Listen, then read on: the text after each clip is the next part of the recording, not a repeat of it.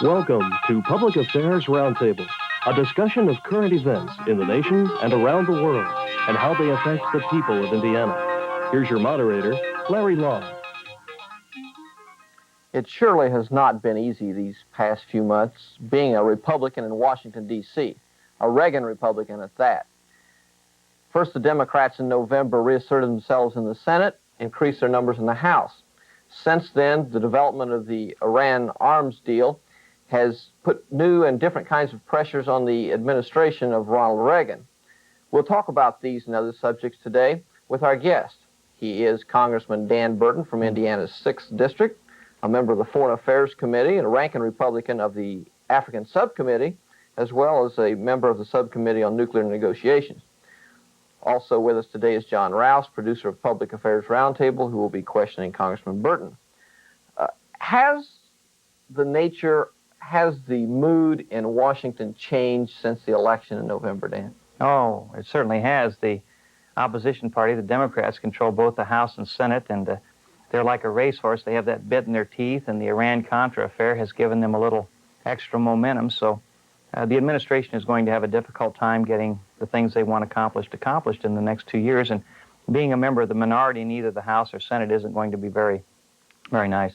We're in the last quarter of the Ronald Reagan presidency, the last 2 years. Mm-hmm. And as we mentioned, Democrats now have both chambers.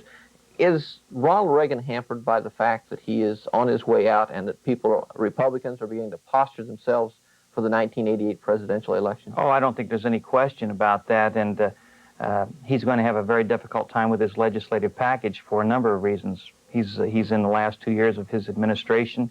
A lot of his key people are leaving because they want greener pastures. When it's over, they want to have a job making $150,000, $250,000 a year, and they're looking toward the end of this administration.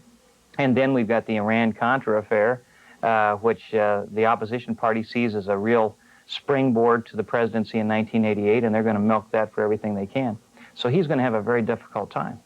John Rouse? In 1980, Dan, when you ran for the first time, you seemed to have absolute views. My question focuses upon what I call the education of Dan Burton. You seem to be less absolute, and I'm just wondering if this education process of being in Congress and coming to grips with some of the more difficult problems, the complex problems, has made you less of an absolute person when it comes to the answers to the problem. I'd have to have more specific information. I mean, I can't imagine where I've deviated with my philosophy. Let's take a domestic issues, abortion, for example. You seem to be less focused upon that particular issue than you were when you first ran. My position on the abortion issue has not changed, but I'm one of those who realizes the facts of life in Washington, and the chance of getting a human life amendment passed by the Congress is very remote. And so you have to do what's doable. Now, I continue to sponsor those amendments and try to achieve the goals that we set out to achieve, but you have to do it in the context of the overall agenda over there. There's a lot of things that are important in addition to the Human Life Amendment, and if we can't get it done, then we just do our very best and go on to other important issues. So I don't dwell on things that are not doable, and maybe that's where I've changed a little bit. Okay, let me switch the issue then to foreign policy. It seems with the changes in the Soviet Union, the changes in South Africa, that you at some point in time will have to become less absolute in your positions on those countries. Mm-hmm. Do you feel this kind of change coming about in your own way that you look at it? No, my position on the Soviet Union and South Africa, I think, is relatively constant. South Africa, for instance, I was opposed to the sanctions bill, and as the ranking Republican or co-chairman of the African Subcommittee, I still maintain that position. We have a terrible problem over there. The sanctions bill is going to put 600,000 blacks out of work. It's going to cause 3.5 million people to go to bed hungry in the near future, and those people will be ripe for the communist revolutionary rhetoric of the ANC. In addition to that, the ANC is a terrorist organization. They use necklacing and other methods of terrorism where they put a tire around people's neck and burn them to death in front of their families. And I don't believe we should be dealing with those types of organizations. Now, I do believe in working with and doing what's doable. And I think what's doable in South Africa, for instance, is to work with people like Chief Buthelezi and Bishop Mokena and Bishop Lakanyani and others who represent about 14, 15 million blacks over there, who want to end apartheid, who want to end racial prejudice, who want to have democracy, but they want to do it in a peaceful way. And I think that can be done. I think our policy in South Africa was wrong 2 years ago, and I think it's wrong now. The administration was correct. If we create a strong economy over there, and we create more jobs for blacks, and a greater dependency on blacks, and keep pressure internally exerted upon the South African government, I think apartheid will fall of its own weight. For instance, the pass laws fell because they simply couldn't keep the blacks out of the cities. And the blacks came into the cities in violation of the laws, but you couldn't throw them all in jail. So the law collapsed of its own weight. I think the United States and the sanctions bill are going in exactly the wrong direction. We should be doing everything in our power to help the plight of the blacks, economically and politically. And I think the best way to do that is to be involved with them.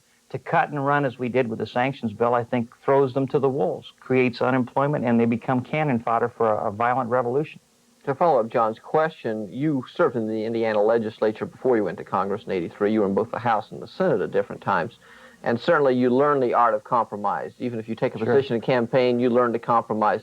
Was that of some benefit, some help, having served in the legislature before you went to Congress, or is Congress a whole different ball game in that area? Well, you're dealing with much different issues, international issues and national issues, but I think the legislative process is basically the same. And you do have to build up a rapport with people with whom you don't necessarily always agree. And by building up that rapport over a period of years, and that's where seniority, I think, helps, you learn that sometimes you may disagree on major issues, but there's areas where you can find agreement, and the two of you can get together and compromise on certain legislative proposals to get things done. In other words, you don't get everything you want, they don't get everything they want, but by compromising, you can achieve part of your agenda in Congress. And that's what I've been trying to do. We were able, in some of the foreign policy areas last year, and some of the domestic issues on the ag bill, the agricultural bill last year, I was able to work with some of my colleagues with whom I've become very close to bring about some changes by amendment. See, when you're in the minority, I was in the majority always when I was in the state legislature. Now I'm always in the minority. When you're in the minority, you never get your name on the top line of a bill. You're always a co-sponsor. And the only way you can affect change in legislation is usually through amendment or compromise. And I've been able to do that on a number of occasions. So I think the legislative knowledge I gained in the General Assembly was very, very helpful.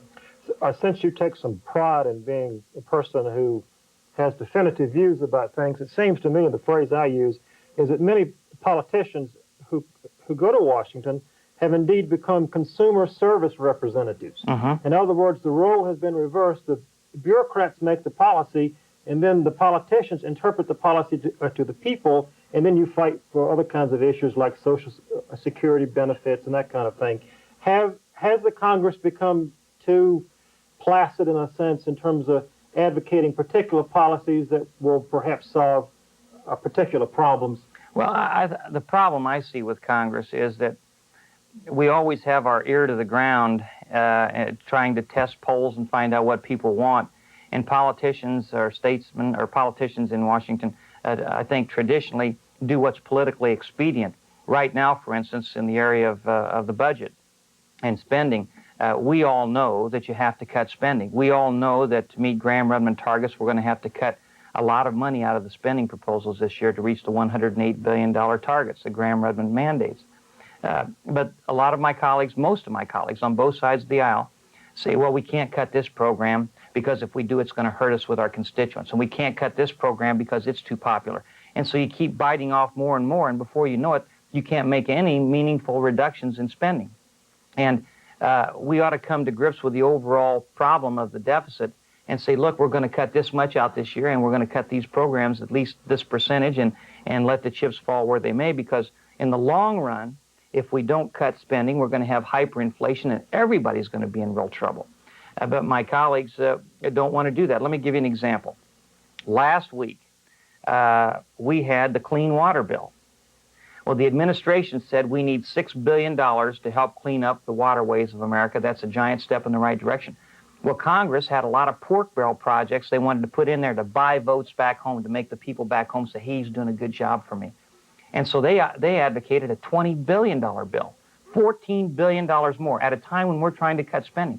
Well, the administration realized that they weren't going to get what they wanted, so they said, okay, we'll double what we want. And Reagan then proposed a $12 billion bill.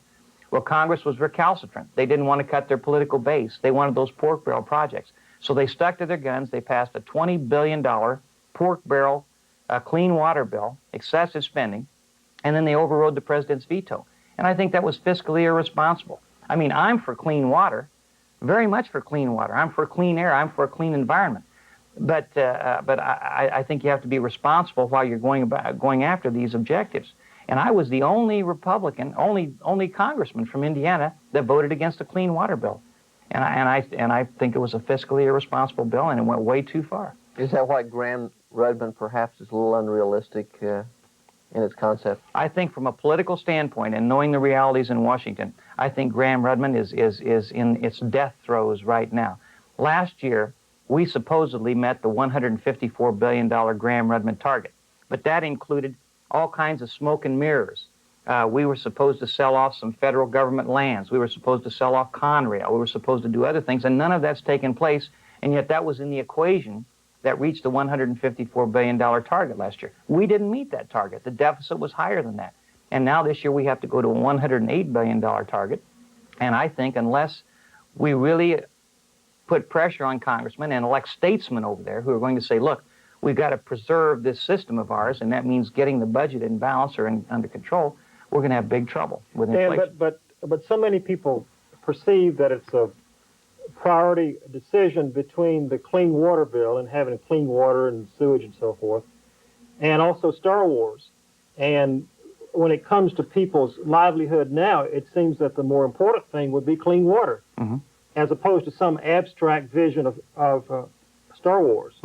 Well, the Strategic Defense Initiative, to which you allude, commonly known as Star Wars, because one of my colleagues on the other side of the aisle wanted to put a military connotation on it right away and try to destroy it. The defense budget, of which Star Wars is a part, is about 27% of total spending.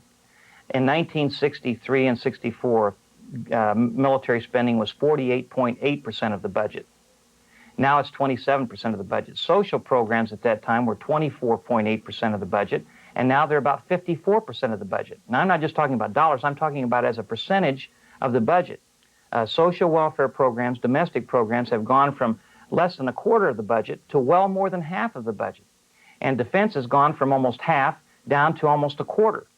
Now, the problem that we have is the liberal contingent in Congress and around this nation in the media continues to say we're wasting so much money on defense, while at the same time the Soviet Union outspent us in the past 5 to 6 years by $400 billion building up a huge military arsenal. They have over 200 divisions, conventional divisions, and we have 29. 200 to 29. Now, we have to make sure that there's at least some closeness to parity as far as military strength's concerned. And so I am for cutting fat out of the defense budget, but I'm not for cutting into the muscle and bone as many of my liberal colleagues advocate. And I think the Strategic Defense Initiative in the long run will save America money and really protect us, because the Soviets have the ability to launch a nuclear attack at the United States and hit most of their targets because we don't have any way of shooting down an ICBM once it's launched. Once it's on its way, it's going to hit its target. Now, if we create a defensive system that will protect, say, 75% of the cities and targets in this country from being hit, that creates an uncertainty in the minds of a military planner in the Soviet Union, and he's not going to launch an attack if he knows he can't hit his targets or he doesn't know which ones he will hit. So I think that the defense systems of this country are very important. Now, we should cut where we can. We can do that through consolidating procurement. We have 3 different divisions of the military, the Army, Air Force, and the Navy. And a lot of the procurement that's done is done individually, and that duplication could be cut out and save a lot of money. There's a lot of way to cut spending in the military and the defense of this country, but we must not cut into the muscle and bone, because if we do, we risk our freedom. Let me follow up, because it seems to me that in this country, whether it's a policy that is developed based upon the fact that 4 Americans are being held in Lebanon, a policy that is based upon the most recent public opinion poll, policies that have connotations of being liberal and conservative, I see most things as being pragmatic and neither one. That's right. The second part of my question is that President Reagan, in his State of the Union address, focused upon civic education. My point is that Americans don't seem to have a very good feel for the complex issues of which you speak. Mm-hmm. How do we get Americans more interested in civic education so they can make more intelligent decisions and know more about South Africa or about a defense policy? Well, we need more programs like this, and I commend you for that, for having this kind of a program, because it does give the people a little more of an in-depth view on a number of issues. Most of the news that people get comes from Peter Jennings, Tom Brokaw, Dan Rather, and they get it in 30 to 60-second bites. And you can't get an issue as complex as South Africa or Central America or the Strategic Defense Initiative across to the people in a short period of time. And the national media is involved deeply in what's called advocacy journalism. You folks here in Indiana, the media I'm talking about now, they do an excellent job in reporting the facts, the television media and the print media. They report the facts. They don't get into too much editorializing unless they do it on the editorial page. But in the national media, if you watch them, they always add editorial comment in the news. And so they slant the news to suit their basic philosophy or their view of how a certain issue should be handled or a problem should be solved. And I think that's irresponsible journalism, and I've told them that on a number of occasions. I think that the media should report the facts, and they should do it in a very thorough manner to make sure the American people have all the facts, or as many as possible, and then let the American people decide. Lincoln said, let the people know the facts, and the country will be saved. The problem is now with advocacy journalism, if they're getting it in a slanted manner, and so they're actually molding public opinion. Now, as respects people being involved in knowing what's going on, I couldn't agree with you more. I just don't know how you can do it. Congressmen and senators and people in the media need to get out in front of as many people as possible and talk about the issues in public forums and through the media. But people's attention span isn't that long. We have trouble getting in much depth in 27 minutes and 46 seconds, but if we can for a few minutes, let's talk about the Iran affair, the Contra arms affair, however you want to term it. You're involved in something of an investigation of the whole mess. We have coming to the forefront again, Robert McFarlane, apparently an apparent suicide attempt, whether or not it was related to the pressures involved in his involvement. What do you know that we need to know? Well, first of all, I think it's tragic that Robert McFarlane tried to take his life. He's had 30 years of public service and done an extraordinarily good job. I've had a chance to work with him and get to know the man a little bit. And he came before our committee and was very open, didn't hold back anything. And I think everybody on the committee, Democrat and Republican alike, felt like he was as candid as you could be. He said in his comments that Secretary Shultz was involved from day one and knew about the Iran arms deal from day one. Secretary Shultz appeared before us and said he didn't. The media chose to believe Secretary Shultz, and Secretary Shultz has been extolled as the pinnacle in the administration, the shining star in the administration, and the Democrats on the committee really like him too, which always gives me a little concern, causes me concern. But so I think McFarlane has felt like nobody believes him, and he's tried to be as forthcoming and as candid as possible, and I think that works with all the media on him and all of the pressure that's been brought to bear because of this affair. I think it's an awful lot for anybody to endure, and I think he just cracked under the pressure. I sent him a telegram yesterday, and I said, hope you get well soon and hang in there. You have more friends than you think. And I think he does, and it's unfortunate that he's having to go through this along with a couple of other people pretty much on their own. But let me get back to the Iran-Contra affair itself. I believe that there was an error in judgment made by the president. I think he was well-intentioned when he was trying to open up a dialogue with the Iranians, because the Soviet Union has 30 divisions on the northern border of Iran. Just northeast of Iran is Afghanistan. We know the Soviets have tried to take over that country. They're having a little difficulty, but they're trying to take over that country. They have always wanted to have a deep water port on the Indian Ocean or the Persian Gulf because 40 to 50% of the free world oil supplies go through that area. And if they can put their battleships in there, they can control that pressure point in time of international crisis. They're trying to do the same thing in South Africa, where minerals are vital and 40% of the free world oil supplies go around there. They're moving in all these pressure areas. If you look at a map, you can see them. But to get back to the Iran issue, the president felt like we should do something to stabilize the situation there. Stop the Soviets. They have 200 KGB agents in there trying to undermine that government and take over when the Ayatollah either falls or dies. And I think that he wanted to make sure that didn't happen. He wanted to try to bring about an end to the Iran-Iraqi war. He said that. And I think in the process, he'd like to get the hostages out. Now, everything became kind of enmeshed together, and the perception among the public is that he was just trying to use weapons to get hostages. I believe the president when he says that was not his primary objective.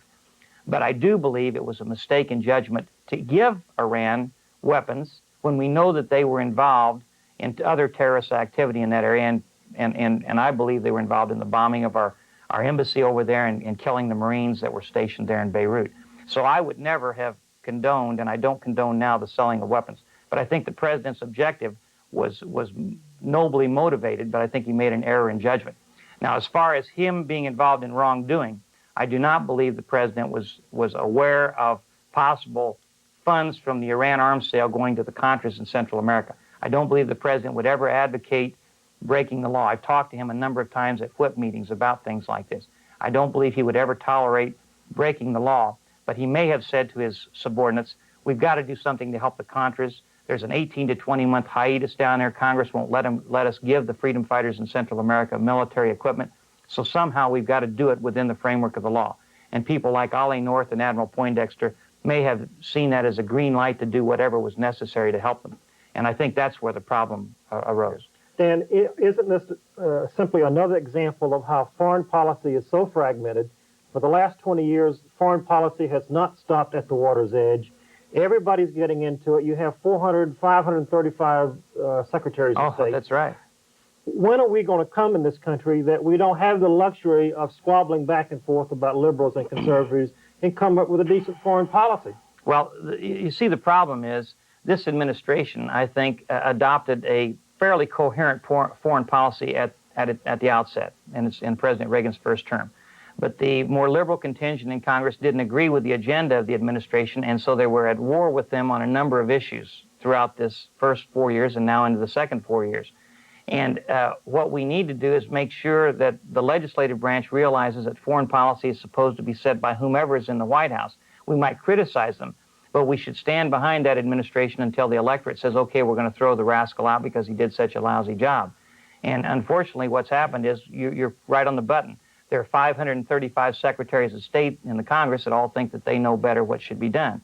And I think that although there should be advice and consent on the part of the Congress as to cabinet appointments, Secretary of State, and in the case of the Senate, advice and consent on treaties, I think that for the most part, foreign policy should be set by the administration. You seem not to buy Secretary Schultz's line regarding his involvement. Do you think there should be more changes, some more shakeup within the president's men, within his inner circle? Yes, I am not a real fan of the Secretary of State. He started criticizing the president immediately after the Iran-Contra issue was raised, and I became concerned about that because this was discussed at a cabinet meeting before it ever took place. And once the president made a decision, which may not have concurred with what the Secretary of State's position might have been, the Secretary of State then has an obligation, any Secretary of State. He should support his president and say, okay, I don't agree with your decision, but I'm a team player and I'm going to support your position. Or he should have said, I oppose your position so strongly that I'm going to resign. But he shouldn't, after the fact, come out publicly and criticize the administration as he did shortly after this all came to light. I think either he should express his opposition to a presidential proposal privately in conference, in a cabinet meeting, and then he should say, either I feel so strongly about it I'm going to resign, or I will accede to your wishes, Mr. President. I don't agree with you. I accede to your wishes, and I'm going to back you to the hilt. But after the lid comes off, for him to come out and say what he said, I think was not the proper behavior of a Secretary of State. And I know Ed Meese feels that way and other people in the administration. They would like to have seen him leave because of that, but because of the furor created by the Iran-Contra Affair, I think, and because of his acceptance by the media, Schultz I'm talking about, I think they felt like, well, we'll just leave things alone. But who's going to make foreign policy? Is it going to be the National Security Council, or is it going to be the Department of State? Well, the foreign policy is supposed to be set by the State Department after they consult with the President. The National Security Advisor is just that. He's supposed to advise the President on national security matters, and that figures into the overall mix on foreign policy decisions. But the State Department is supposed to set and carry out foreign policy. If I can follow up, in the Soviet Union, there's a great deal of talk about liberalization and opening up the system. And I've traveled in that part of the world, and I get some sort of feeling for it. If the Soviet Union does open up, the pressure is going to be upon Western Europe to not only have more open dealings with the Soviet Union, but also to cut their defense spending.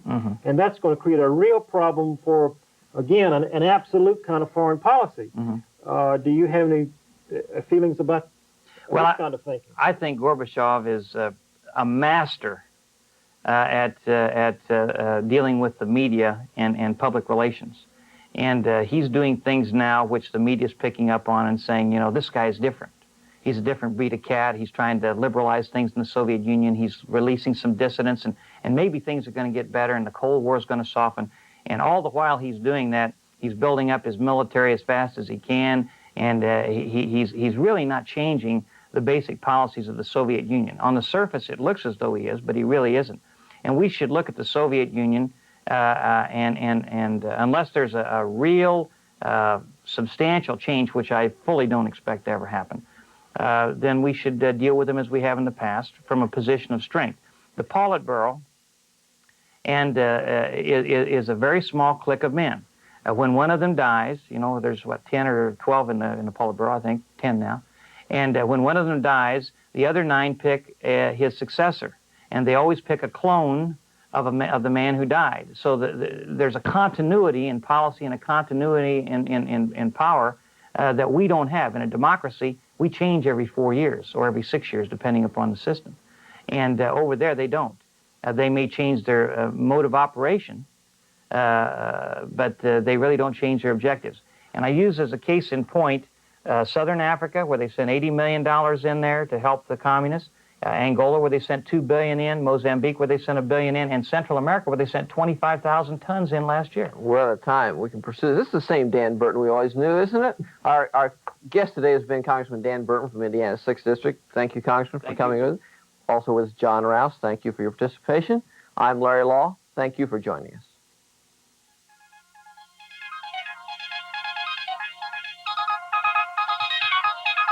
If you have comments regarding this program, please address them to John Rouse, Box 149, Muncie, Indiana, 47305.